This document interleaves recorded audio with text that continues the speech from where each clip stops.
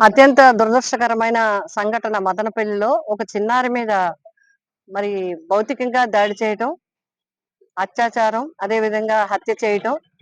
చిన్న ట్యాంక్ లో పెట్టి ఆ అమ్మాయిని హత్య చేయటం జరిగింది. మరి ఆ తల్లిదండ్రులు వాళ్ళు కూడా చాలా చాలా చాలా ఇలాంటి సంఘటనలు రాష్ట్ర వ్యాప్తంగా పదే పదే జరుగుతా ఉన్నాయి. ఖచ్చితంగా ప్రభుత్వం దీని మీద మరి ఇప్పటికే ఈ గతంలో కూడా మేము చెప్పడం జరిగింది. ఇప్పటికే కేంద్ర ప్రభుత్వము ఒక రిపోర్ట్ ఇవ్వటం జరిగింది. ఆంధ్రప్రదేశ్ రాష్ట్రంలో శాంతి భద్రతల విషయంలో వెనకబడి ఉంది, లాస్ట్ లో ఉంది. అదే విధంగా మహిళల అత్యాచారాలు గాని, చిన్నారుల మీద దాడులు గాని, హత్యలు గాని జరుగుతూ ఉన్నాయని చెప్పడం జరుగుతోంది. అయినప్పటికీ కూడా రోజు రోజుకి సంఘటనలు పెరుగుతూనే ఉన్నాయి తప్ప ఎక్కడ కూడా తగ్గిన పరిస్థితులు లేవు. అయితే ఈ ఈ ఈ సంఘటన చాలా దురదృష్టకరం. మేమందరం కూడా చాలా హృదయ విదారకమైన సంఘటనలు ఇలాంటివి జరుగుతా ఉన్నాయి. ఈ మధ్యన 2, 3 ప్లేసుల్లో కూడా 2, 3 జిల్లాల్లో ఈ విధంగానే జరిగాయి. కాబట్టి ఎవరైతే హోంశాఖ ఉందో మరి హోంశాఖ డీజీ గారు, ఐజీలు గాని, అదే విధంగా హోమ్ మినిస్టర్ గారు గాని ప్రత్యేకమైన రివ్యూ పెట్టి రివ్యూ మీద ఖచ్చితంగా చేసి ఎక్కడెక్కడ ఈ సంఘటనలకి అవకాశం ఉందనేది ప్రజల్ని అవేర్నెస్ తీసుకురావటం ఒకటి. ఏ విధంగా చిన్నారుల విషయంలో ఉండాలనేది స్కూల్స్ లో జరుగుతున్నాయి.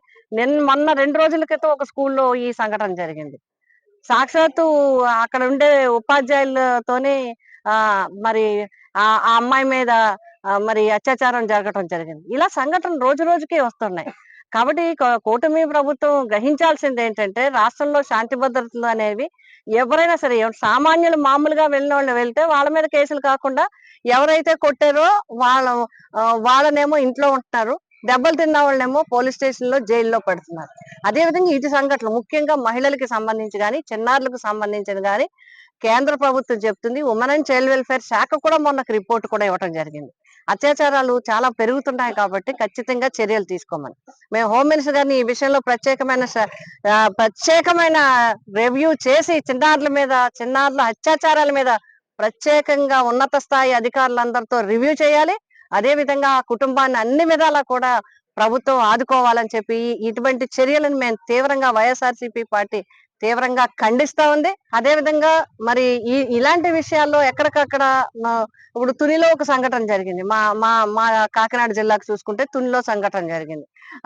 ఏ కారణాలైనా చేసిన వ్యక్తి చనిపోవటం జరిగింది. ఇప్పుడు మదనపల్లిలో కూడా చనిపోవడం జరిగింది. సరే, అతను చేసిన పనికి అతను ఏమయ్యాడు ఏంటనేది పక్కన పెడితే సంఘటన జరగకుండా చూడాల్సిన బాధ్యత ఉంది. ఇటువంటి సంఘటనలు పునరావృతం కాకుండా చూడాల్సిన అవసరం ఉంది.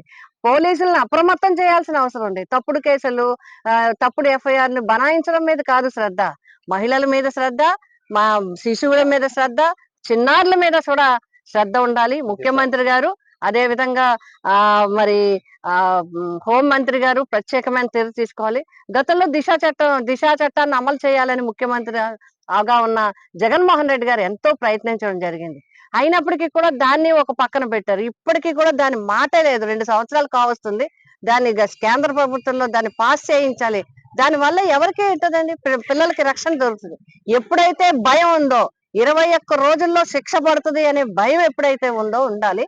ఇంకొకటి, ఈ సంఘటనలు ఎందుకు జరుగుతున్నాయి? ఎక్కడ పడితే విచ్చలవిడిగా మద్యం, విచ్చలవిడిగా గంజాయిలు, విచ్చలవిడిగా రకరకాల వివిధ మత్తు పదార్థాలన్నీ ఎక్కడ పడితే అక్కడ దొరకటం, ఇవన్నీ కూడా ప్రభావితం చూపడానికి అవకాశం ఉంటది. కాబట్టి మత్తు గంజాయి ఇటువంటి రహితంగా చేయాల్సిన బాధ్యత ఉంది. ప్రభుత్వం ఖచ్చితంగా దీని బాధ్యత వహించి తక్షణ కుటుంబాన్ని ఆదుకోవాలి. అదే విధంగా ఆంధ్ర రాష్ట్రంలో ఉన్న మహిళల్ని, చిన్నారుల్ని కూడా ఆదుకోవాల్సింది అని డిమాండ్ చేస్తాం.